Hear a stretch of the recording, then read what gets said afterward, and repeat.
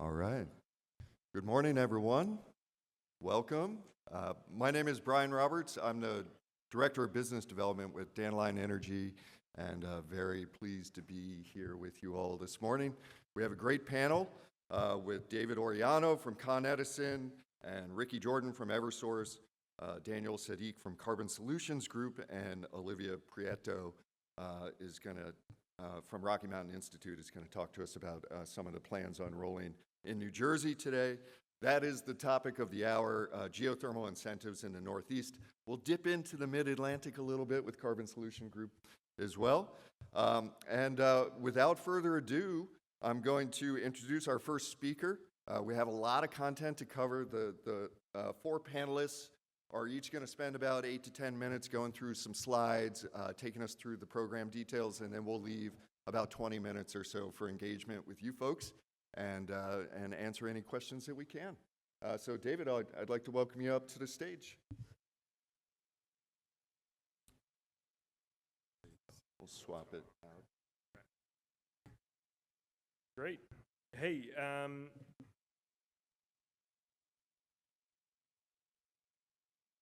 perfect. Oh, all good. Oh, It was working. sorry. Yeah.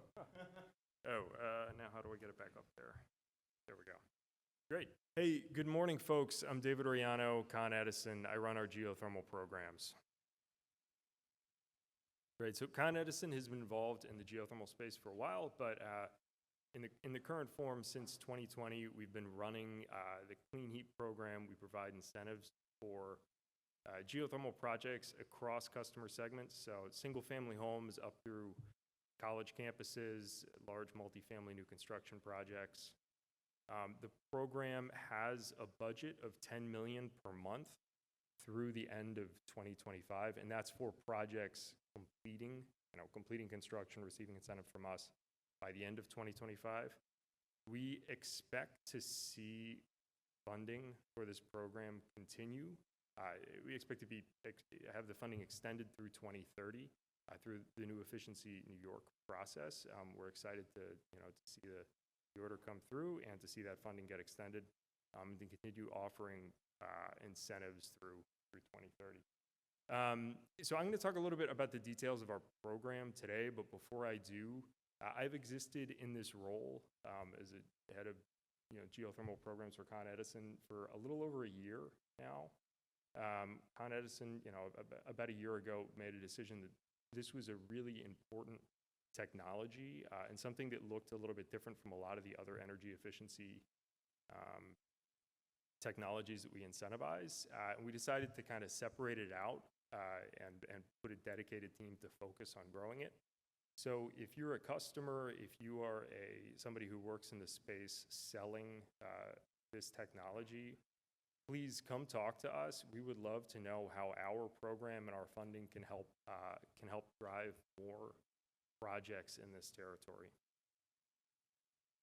Great, so first I'm going to talk a little bit about residential, though maybe that's not quite as interesting for everybody here, but on the residential side, we do offer incentives. We have $25,000 per building, so that's per 1 to 4 family home to install a geothermal system. If the house is in a disadvantaged community as defined by New York State, that's a geographic definition, we will offer $35,000 per 1 to 4 family home. And this is the federal tax credits apply on top of those incentives. On the commercial and multifamily side, so the larger stuff, we also have incentives. Historically, we've paid those incentives on $1 per MMBTU of annual energy saved. We have incentives for new construction and existing buildings. The numbers are on the screen, but they might not mean a ton. $125 per MMBTU and $200 per MMBTU are kind of a little bit abstract. We have recently introduced new, more prescriptive incentives, so for multifamily projects. So $3,000 per apartment for a new construction multifamily project, and $6,000 per apartment for an existing building when you electrify the space, heating, and domestic water with geothermal. We've moved in this new direction. We've introduced these incentives with a hope that it makes it a little bit clearer what the incentives look like earlier in the sales process. Make these things a little bit more concrete and help you understand what we're putting out into the market. Customers are eligible for either one of these incentives, and we'll certainly help you figure out what the dollar per MMBTU energy saved would look like on your project, and you can choose. But yeah, we're looking for more opportunities to make this program a little bit more tangible and easy to use to sell new projects. We have another category of incentives, which is also new, the thermal conductivity testing incentive. This is an incentive essentially for test boreholes and the thermal conductivity that you do when you're installing a test borehole. We'll offer $40,000 for a project to do a test borehole. It's about half the cost of doing a test borehole with thermal conductivity test. For those that don't know, test boreholes come early in the life cycle, in the sales cycle of a process, of a project. Customer might be looking to, compare geothermal to other technologies. They'll do a test borehole early to see the feasibility and to finalize design. We put this incentive out there, the hope of removing one of the hurdles early in the process. Now, to pause a minute here on thermal conductivity testing, about a year ago, when this new team that I'm a part of here first came about, we went out to a whole bunch of people that were participating in the market and said, hey, what is our program really missing? And we heard several people tell us, help us with these test bores, right? Help us get customers some additional money for these test bores. So we worked to develop this incentive with a few different contractors, heard their feedback, put something together, and put it out in the next iteration of the program in March of 2024, so just a couple months later. And so far, we've seen a lot of people engage with this new incentive, and I would say it's been a success so far. We've heard that a few of the projects that have received these incentives are going to be moving forward into the full design phase, and we look forward to providing incentives for their construction. So this is really exciting, and we're looking for the next thermal conductivity testing incentive. So if you're working in the space and you have a good idea on how this program can change, please come talk to us. This program is alive, right? This is the multifamily and commercial installation process. There's a process. We have a team of business development managers and engineers. We have a pretty large in-house team to help walk you through this application process. You do not have to be an expert on it. But the point here, we ask you to start with us early in the life cycle of a project. So if you have something that you're thinking about, please come talk to us. We'll help you understand the incentive. We'll help make a commitment. We'll get our teams involved early so that you can understand what you're going to be getting and help you move forward with the project. Great. So, since 2020, we think we've been doing okay. We've committed more than $50 million in incentives to customer projects to install geothermal heat pumps. We hope to see this continue to grow. We hope to continue to expand the market. These incentives are going to be put to good use. We'll drive, installation of geothermal heat pumps to more than 700 single-family homes by the end of 2025. About 1.7 million square feet of conditioned space in commercial buildings, and more than 3,000 apartments, 1,800 of which are affordable. I think that's all pretty exciting. If you would like, if you're considering geothermal for your site, or you're in the space and you want to learn more about the program, please do come talk to us. We're all ears, and we would love to help. You can email us, or we have a booth at booth 31, but not numbered, giant Con Ed signs in the exhibitors hall. Please come talk to us. We have the full team here. Right? Well, thanks. Oh, and are you going to introduce next? Great. I'll hand it off to Ricky Jordan from Eversource.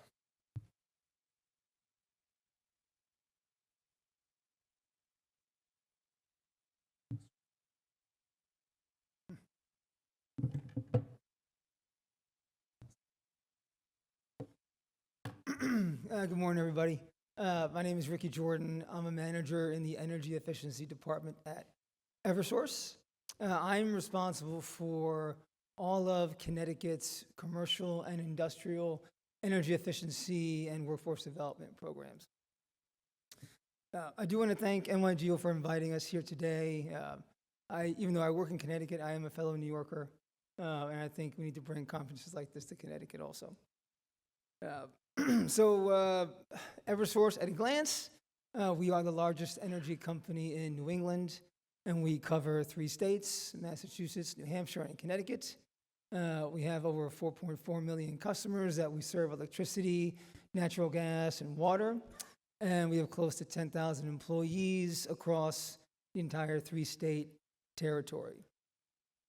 Now, within each of the states, we have these statewide brands, which aren't companies essentially, but they are a coalition of different utilities and other state entities that come together to run successful and award-winning energy efficiency and decarbonization programs.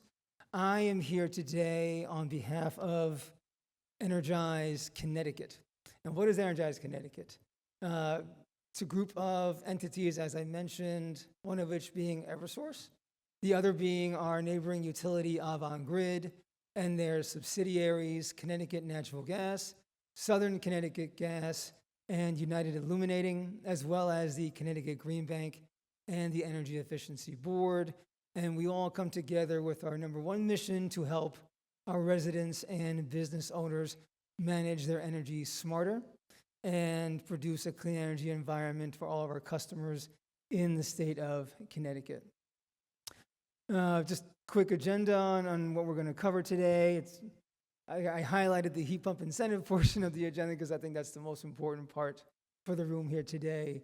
I'll give a high-level overview first of our commercial and industrial programs. Essentially, for our businesses, if a measure will save energy, Eversource will pay for it. And we have a number of programs that support customers of all sizes. Our flagship program is our Energy Opportunities Program, which supports our existing building stock. We have programs that support small businesses. We also have very successful new construction and major renovations programs in Connecticut as well. We have demand response, and we have very good financing programs that we offer for our businesses. But I'm here today to talk about heat pumps and what we're doing in that department. Our main program in Connecticut is called the Heat Pump Optimization Program. The optimization program is designed specifically for existing buildings. There's a very easy to fill out online application for our customers. And essentially, as you see on the screen, we offer incentives for all different heat pump types, but most importantly to this room, for ground source heat pumps, our current incentives for our businesses and our multifamily properties are at $4,000 per ton, and for our residential customers, $1,500 per ton. For our C&I and multifamily customers, within our rebate application, you could qualify up to 100% of your install cost covered via incentives. For our neighboring utility Avangrid, that cap is at 75%. On the application, it details all the different eligibility requirements, all the certifications that are needed, whether it's fully displaced or partially displaced, and all the different requirements for that. One of the biggest requirements is that the heat pump has to be the primary source of heating and must replace an existing oil, propane, natural gas, or electric resistance heating system. One of the unique things, if it's partially displaced, we have to make sure that there are integrated controls installed.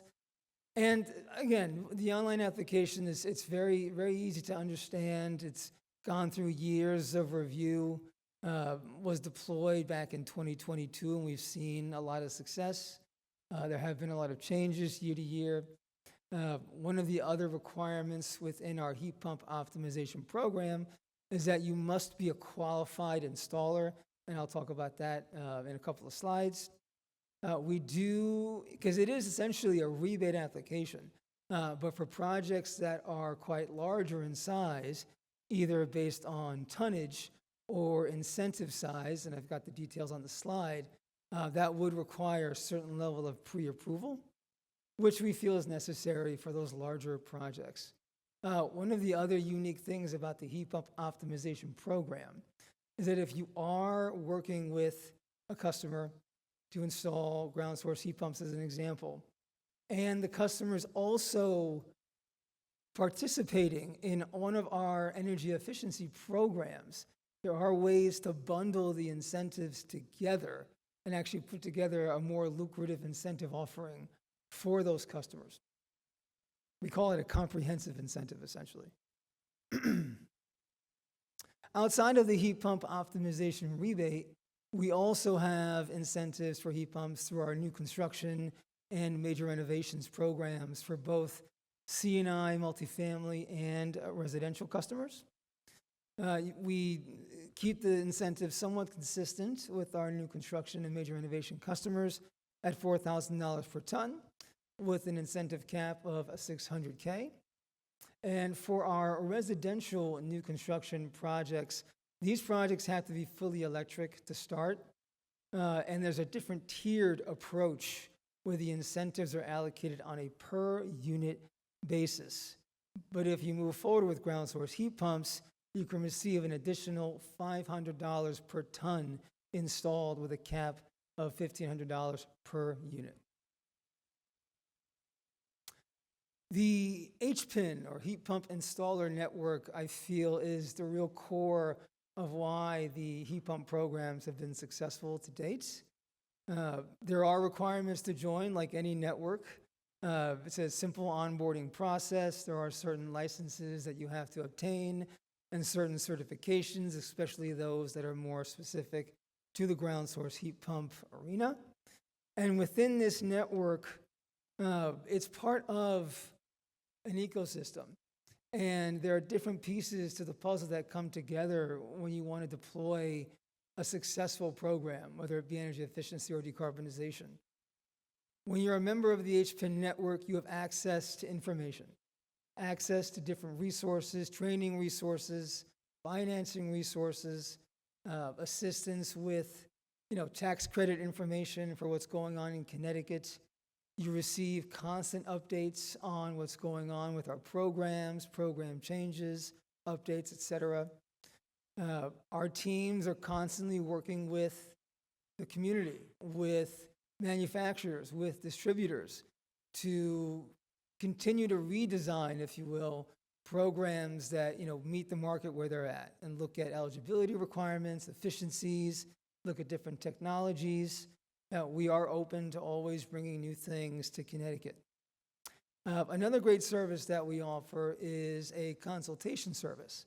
So if you are a business or if you are a residential customer, you can have a no-cost virtual consultation with someone who is well-versed in heat pumps, in building science and heating and cooling science and knowledge, and talk about heat pumps. Talk about what a heat pump is, how it works. Is it applicable for your business? Does it make sense for you as a customer in Connecticut? And then talk about the different rebates and incentives that we have to offer. So this is a case study. I will admit, so right now with Connecticut, we've seen great success with heat pumps. Within the ground source heat pump department specifically, though, it has been very heavy in the residential market. But with C&I, we're slowly starting to pick up. We've seen some success initially with some of our new construction and major renovation programs. This is a case study in the city of Manchester, Connecticut, where there were 3 schools, roughly 70-ish years of age, that underwent some major renovations to 3 of their schools. And as part of those renovations, in their efforts to go net zero, installed ground source heat pumps. And some of the incentives that were issued to these 3 schools exceeded about $250,000 in totality, but of that, about 30 to 35% of those incentives were from the ground source heat pumps specifically. So very lucrative incentives available. Our teams are always willing to work with our customers, but more importantly, with the geothermal ground source heat pump community at large. And I'm looking forward to speaking with some of you and meeting with most of you to talk about what we can do to bring some of that work to Connecticut. Thank you. And I'm going to pass it over to Daniel from Carbon Solutions Group.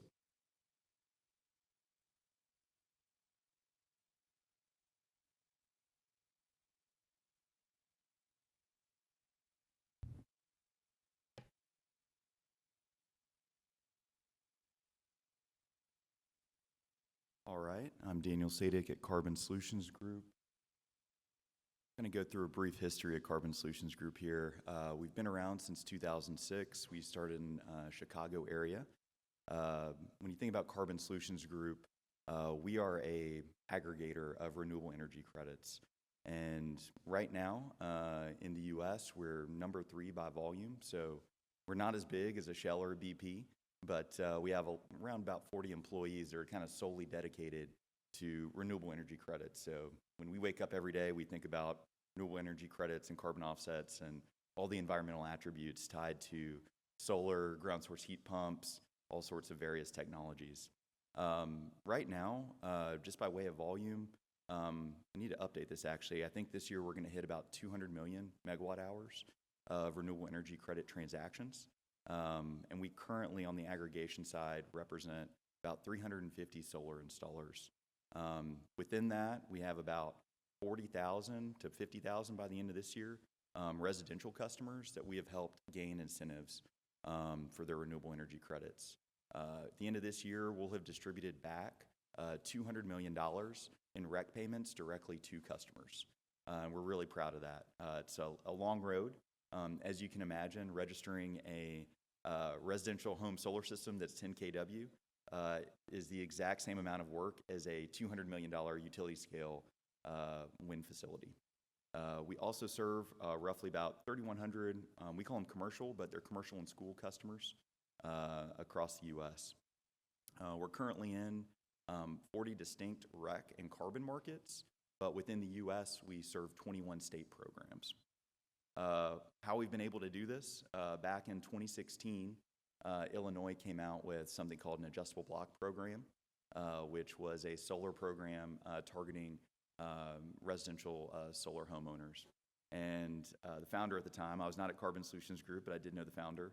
And I said, hey, it's going to be just as much work to do a home solar system as it is a utility scale. He said, well, we have Excel and we have a bunch of smart people. We're going to figure it out. And since then, we've built a proprietary full stack development platform. We have about 6 developers in-house now. And we recently brought over the CTO from Remax, the large real estate firm, to help kind of scale our technology presence to accommodate new aggregation markets like ground source heat pumps. So before we get into it, one of the big things with renewable energy credits is that historically they've always been metered, kilowatt hours or megawatt hours generated creates one REC. That's kind of always been a fundamental principle of renewable energy credits throughout the US. What's really been fascinating, and one of the reasons why we got really interested in geothermal renewable energy credits, is because it's actually based on energy savings. So within the Maryland market and the upcoming Virginia market and some of the other markets that we participate in, it's actually based on the displacement of other technologies. So if you're displacing a gas system with a ground source heat pump, you'll have a defined number of RECs that will be calculated from that. It'll be different from heating oil to electric baseboards and things of that nature. So the general process for monetizing geothermal renewable energy credits is that your installer will be selling the system to the homeowner. They'll typically have a 1 or 2 pager kind of explaining who Carbon Solutions Group is. installer will send over some of the information to Carbon Solutions Group, and then we put in what's called a REC tracking system. So to make a renewable energy credit valid and serialized, we have to do all the work and submit all the paperwork to the tracking system. From there, they get serialized, and then as an aggregator, we will take them either to companies. We deal with about 150 entities from tech companies and household brands that you might be familiar with to utilities. So in general, the geothermal process for us, or ground source heat pump process, is relatively simple. We don't have, a ton of restrictions on our end. It's really 4 to 5 pieces of paperwork that we need to get to be able to process these facilities. And right now, we're expanding in, and I'll show you a map in a second here, of some of the paperwork that we'll need and from the markets, but let me do this here. So this is the area that Carbon Solutions Group plays in, and we really appreciate being on the panel. We are not in New York. You already have robust incentives through some other great entities, but where we kind of come into play is in some of the deregulated markets within PJM. So right now, we're actively aggregating in a handful of these markets, and we think next year is going to be the one where we kind of can really scale in these. We're right now active in kind of where we started in our home city of Chicago, in the Chicagoland area. We're also aggregating in Maryland, Pennsylvania, and Ohio, and are able to aggregate in any of the dark shaded areas here. From our perspective, we try to approach it from a twofold. One, we'd love to potentially partner with a lot of the manufacturers of these units, and then we would, start partnering with the installers directly that, go forward and conquer as they're selling these units. Hopefully we become a part of a, quasi-rebate program for them. Now, just to put this in scale, each market is kind of different on how we do this. Maryland has what's called a carve-out for renewable energy credits. And right now, we're offering $2,600 per ton in an upfront payment. So for example, if you have a 6-ton system, it'd be $15,600. And typically that happens within, after it's installed, maybe 2 months. We're averaging about 6 weeks right now on the processing time to getting checks or automated payment, automatic transfers out the door. So Maryland's been a great market. They were kind of one of the pioneers within PJM, at least from our perspective, in kind of advancing the issue and getting this into the tracking system. Since then, we've expanded to the other places on the map that we showed. We're currently offering $700 a ton for systems, and this counts for commercial and residential systems going forward. I was talking with some other folks in the room earlier this morning and here. We love residential, but we're pretty certain we can make money on commercial. So there's a lot of, as anybody can imagine, there's a lot that goes on with, the residential market. But we're really excited about both, and we kind of see that as our room to scale in these markets. We can also go back, something interesting to note, is to January 1st, 2018. So we can retroactively register these systems and also offer them the same payment for these renewable energy credits. Just as an example, as you can see here, a 6-ton system would get about a $4,200 payment on system registration, or if it's in, a backdated system, we would go forward and just register. It's about 6 or so. And then from the Carbon Solutions Group side, just hit it on it again, we do have a installer-facing portal. We modeled it after our solar portal that we've had success in with a number of installers and a number of customers. So we'll keep refining that, and hopefully some people in the room will get to work with, and y'all can provide feedback to make it better. We've been in ground source heat pumps for a little bit less than a year, and I think there's enough industry knowledge in this room to help us make it, even better than it is today. And then, this is kind of our general program that we're rolling out. Really appreciate being here, and look forward to talking to everybody, and we are absolutely excited to partner with folks and roll this out as another incentive to hopefully move ground source heat pumps.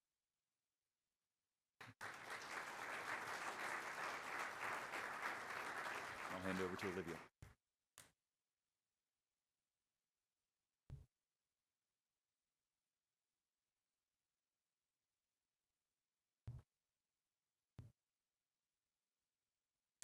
Good morning, everyone. Excited to be with you all today and speak a little bit about New Jersey's incentive programs and the incentives available.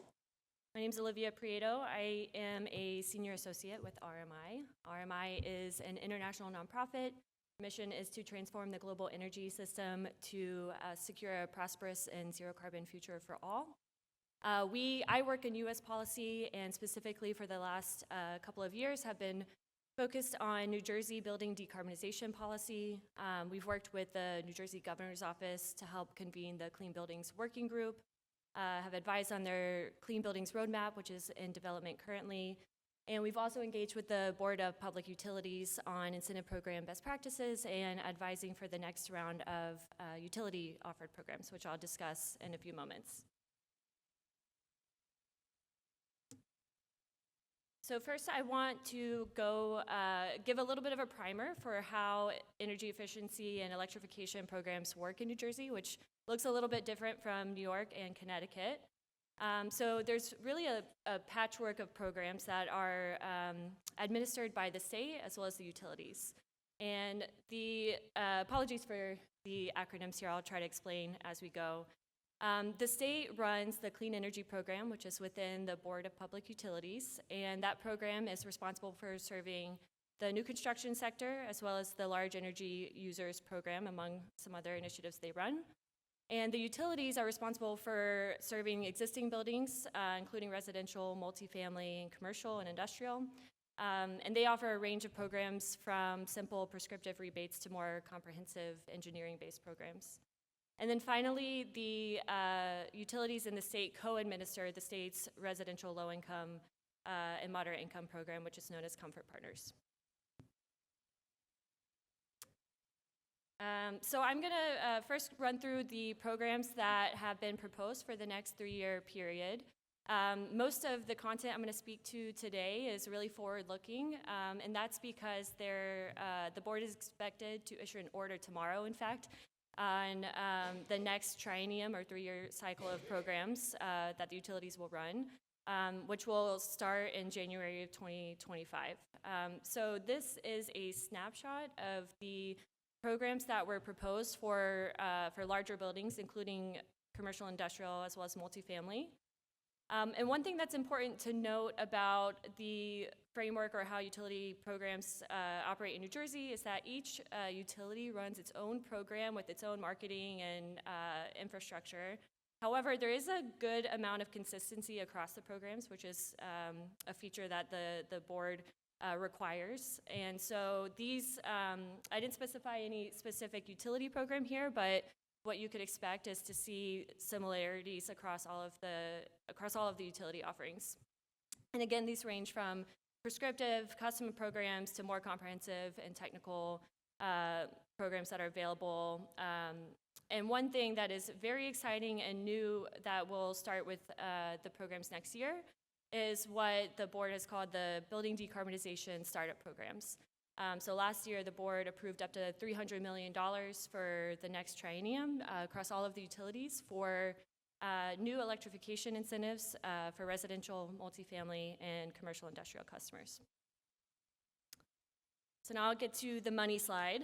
These are a few of the proposed incentives for ground source and water source heat pumps specifically.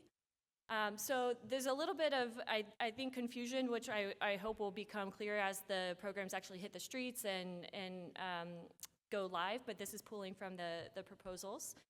So you'll see the energy efficiency C&I prescriptive rebates are proposed up to $500 per ton. And these are for customers who have going forward will be for customers who have existing electric systems. And if you are a customer that is fuel switching or looking to electrify for the first time, the Building Decarbonization Startup Programs will offer richer incentives. And there's an important key typo on the slide. This says $6,500 or $6,000 per unit, and that's actually what was proposed was actually per 10,000 BTUH, or around $5,400 per ton. So that's actually a lot richer than what is on the slide. Apologies for the error there.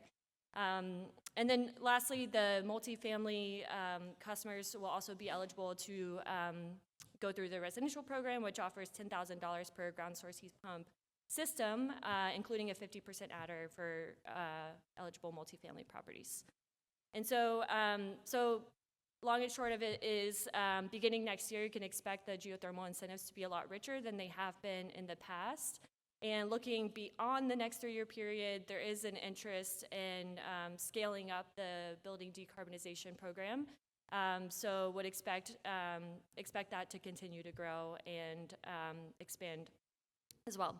I do also have a note up here. I did want to mention that the 2 largest utilities in New Jersey, PSE&G and New Jersey Natural Gas, both proposed network geothermal pilots as part of their next round of programming. However, and this is not final, but a little bit of a tease. However, I believe they did pull those from their proposal given statutory limitations. I'm not a lawyer, so forgive me if I can't answer your questions on that later, but my understanding is they will likely propose studies instead. One other thing I will mention about these incentives is on the building decarbonization incentives in particular, largely expect to see those be integrated in the existing program framework, and they may be eligible as part of more comprehensive projects as well as simple prescriptives. Okay, I'll shift gears now to the state's new construction program. So again, this is non-utility. This is run out of the Board of Public Utilities. Earlier this year, the board approved a new framework for the new construction program. So this has not launched yet, but they will gradually roll this out. And essentially, this new program combines what previously was multiple programs into a streamlined single point of entry type program that has 3 pathways. And so that ranges from a simple bundled measure pathway where you have to select 2 or more measures to qualify and a certain number of points, up to a more high performance pathway, which you can qualify by meeting a number of different green building certifications. And so the aim of this new program is to simplify the process and access for customers. And one new feature is that they now will offer bonuses for meeting a certain amount of greenhouse gas reduction thresholds. So while geothermal incentives are not called out prescriptively within this program, you can expect to see those projects that include geothermal or ground source heat pumps as part of their scope be eligible for additional incentives through this program. I won't dwell on this slide because it's probably hard to see anyway, but these are just a few screenshots from the program filing, which on the yellow rectangle there kind of highlights the customer types that are eligible for which program pathways. And then there's also a snapshot of the incentive level, so you can kind of see how they're broken down and how they operate. And there are additional incentives available for affordable housing as well as industrial customers as well. Okay, and I did want to also mention another program that the state runs for large energy users. So this is customers who have greater than $5 million in annual energy costs. One of the new features that is currently active is this decarbonization pilot, which offers enhanced incentives for customers who are interested in decarbonizing their buildings or their campus of buildings. It offers full assistance for developing a decarbonization plan, and then very rich incentives for the implementation of the various measures identified within that plan over a 3-year period. I'm aware of at least one college campus in New Jersey who is actually currently going through this pilot, and I believe they have a legacy district thermal system and have identified some geothermal measures as part of that scope. So it's an exciting one to be aware of. And I'll just conclude by mentioning a couple of other non-incentive program initiatives. Earlier this year, the New Jersey legislature passed a bill directing the Board of Public Utilities to conduct a study on the feasibility and benefits of large-scale geothermal systems. So they're expected to release a report in January of 2026. And the board is also supporting a campus consortium effort to promote geothermal networks. And then I won't go through this slide, but for those who are going to be looking for slides after, these bullets include some links to find the program filings and some of the things I talked through today. There's also, you can engage with the efficiency working group through the board. They host monthly meetings, and the utilities also run their own contractor networks and have lots of different ways to engage there. And then these are the docket numbers for anybody who is very eager to see what the board approves tomorrow for the new utility programs. All right, thank you very much.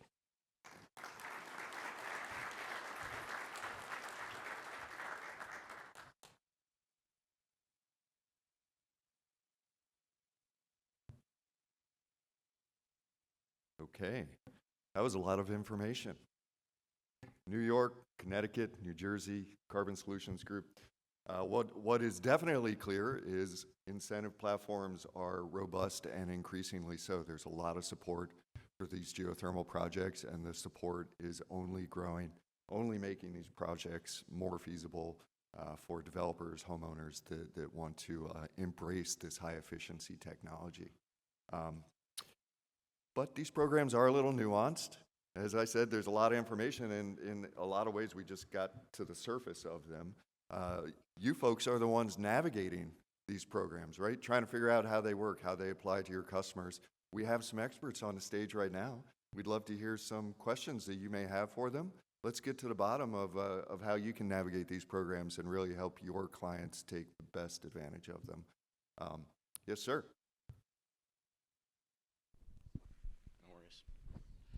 I have a question for Daniel. On generating GRECs, it sounded or looked kind of like it was only based on the tonnage of the equipment that's pushed into the building and not the actual therm or kilowatt that is directed through the renewable resource. Did I read that wrong? Yeah, no. From our perspective, and we can definitely have a conversation on it too, off the record. That is for the customers. Behind the scenes, you take in tons of information, and it actually spits out various numbers that go there. But as we were going through the process of calculating out the number of RECs, we figured it'd be a lot simpler to offer one price to the customer and keep it really simple. Because, for example, it'd be heating oil, let's say for a 3-ton unit would be 41 RECs, natural gas would be 35 RECs. There's a bunch of various forms there, so we figured it would be easier to just offer one price to the customer and keep it really simple. But yeah, there is a whole energy savings calculator that actually plays in with the manual J that we will be submitting to GATS as part of that process. But from a customer-facing perspective, we tried to keep it really simple on a one-price rule. And some of the units will be better if it's heating oil, and then some electric baseboards won't be as good for us. But yeah. Yeah, I'm Jack Deanna, and my question is to Olivia. I live outside of Philadelphia. I've been working in all over the United States, but years ago I worked in New Jersey. One of the biggest problems with BPU was fuel switching. Am I correct in looking at your presentation that they're actually not against that now? Yes, that is definitely Good Lord, correct. congratulations. Yeah, very excited. I don't believe there was technically a law or a rule against fuel switching, but the law governing the utility efficiency targets really is limiting kind of inherently with setting up, their therm and kilowatt hour savings. And they just have a legacy of programs that really, they did things kind of the old school way for a long time. And so there is an interest with the state's climate laws, and now more focus has been brought to bear on buildings. There's definitely an interest in an explicit support now for fuel switching within the programs. And they're considering these startup programs, and that language is intentionally different from pilot, because it's definitely bigger than a pilot, but the idea is to run these programs on sort of a medium scale and generate a lot of learnings. They've definitely observed their neighbors in New York and other states, and have tried to design a program that both works within their legal and existing framework, but does explicitly allow for tracking savings on a fuel neutral basis. and supporting fuel switching. And there's actually bonuses, at least for residential customers, for switching from delivered fuels or electric resistance. So they're trying to encourage that as well. Are you aware that there's probably, well, Stockton State has been geothermal ground source since probably 1991, but there's probably about 40 schools in New Jersey that have been ground source forever. Mm-hmm. So, yeah, thanks. Yep, thank you. Hi, I'm Sarah Griffith, Energy Solutions, and this is a question for David and Ricky both. I'm wondering how you feel about your current program designs, if they're appropriately addressing barriers, what barriers you're trying to address with them, and how you see scaling starting to happen through programs. Sure. Yeah. Hey, thanks for the question. Yeah, I think the programs are in a pretty good place today, but I think there's definitely opportunities to streamline them. I would say that's really the main thing that needs to happen. Actually, Daniel just talked a lot about with the REC some of the complexity that happens behind the scenes. I mentioned, on our residential side, we offer $1 per home incentive, basically. There's a lot of complexity behind that, but we wanted one clear price to the market, one clear price to the customer that we could go out and, put in customer outreach material, right? $25,000, right? So we think further simplifying the commercial program to get it to a point where some of the complexity is a little bit easier for customers to grapple with. That's really where some of our attention has to go in the future. So I think that's one of our big opportunities. The other one on the residential side, there's definitely places for us to do better there as well. We're paying incentives right now to buy down the upfront cost of the equipment that goes into somebody's home. There's also a federal tax credit out there that I'm sure everybody is pretty well aware of, and the New York State tax credit that further buys down the cost of the equipment. But there's a timing issue between when a customer pays for something out of pocket and when they get federal and state tax credit.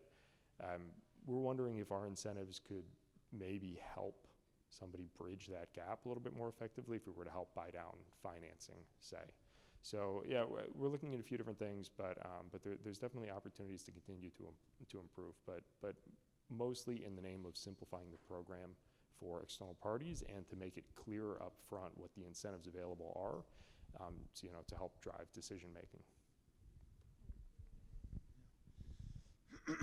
So I think for Eversource, I think the simplicity side of it, I think we probably figured that part out in terms of, the application process for the customer or for the business owner, for the, residential homeowner.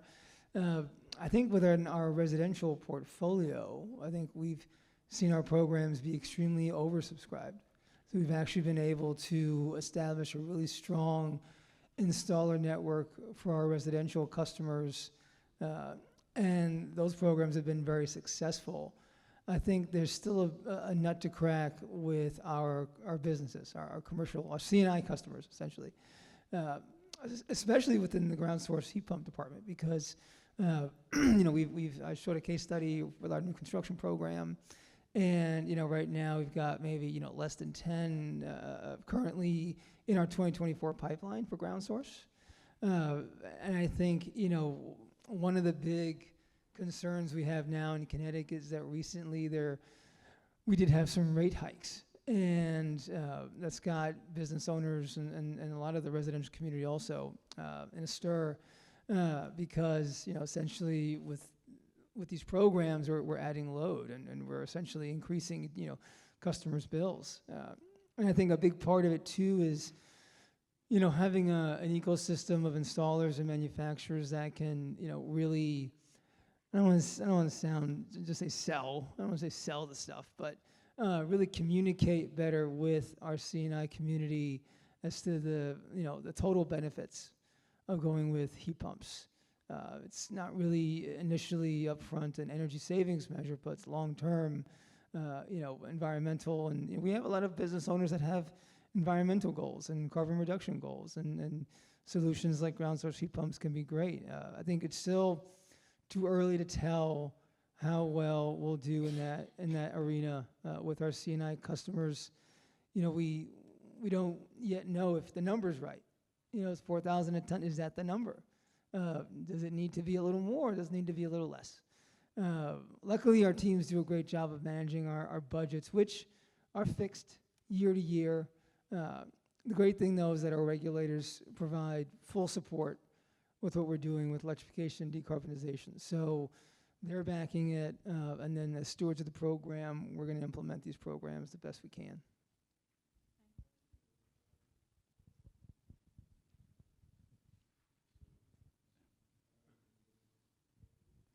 Yeah, sorry, I have one more question. So either for Ricky or for David. One of the things that we've been finding in New York and in Massachusetts, and it's probably going to happen in Connecticut as well, is when residential customers are attempting to upgrade or change out their systems to geothermal, they need to upgrade their electrical service.